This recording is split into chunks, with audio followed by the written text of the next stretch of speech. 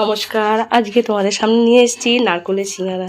দেখো, তার জন্য ময়দাটা প্রথমে কেমন মেখে নিয়েছি সমস্ত ময়ান দিয়ে, যেমন সাদা তেল, একটু জোয়ান দিয়েছি, নুন মিষ্টি দিয়ে ময়দাটা মেখে ঢাকা দিয়ে রেখেছি। এইবার দেখো নারকোল, শসা, পেঁয়াজ সব কিছু দিয়ে, কাঁচা লঙ্কা সব ছোটো ছোটো করে কেটে নিয়েছি।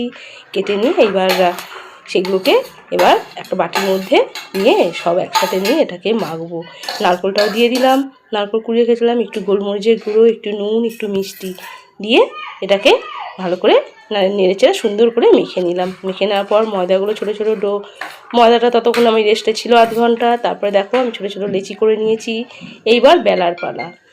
দেখো বেলেছি, বেলে নিয়ে কেটে যেমন সিঙ্গারা বানায় সেরকমভাবে সিঙ্গারা করে এইটাকে এই পুর দিয়ে, নারকোল, পেঁয়াজ, শসা এটা মাখা যেটা, সেটাকে দিয়ে পুর দিয়ে ওর মধ্যে দিয়ে যেমন সিঙ্গারার মুখ আটকায় সেরকমভাবে মুখ আটকে তেলেতে ভাজবো। তোমরা সবাই একবার করে দেখবে বন্ধুরা, একটা অন্যরকম টেস্ট। আমরা তো আলু সিঙ্গারা, ফুলকপি, আলু, বাদাম নানা রকম দিয়ে তরকারি সিঙ্গারা খাই। এইটা করে দেখবে, ভীষণ শর্টকাট হয়েও যায় আর খেতেও খুব ভালো, আর ভীষণ হেলদি খাবার। হ্যাঁ, অনেকটা ভালো জিনিস পরে পেটে। তেলটা যে একটু গরম হয়েছে তখন এটাকে ছেড়ে দিয়েছি, খুব সুন্দর খেতে লাগে, একবার করে দেখো। এই দেখো আমার নারকেল ভাজাগুলো হয়ে গেছে, এগুলো সিঙ্গারাগুলো আমার ভাজা হয়ে গেছে।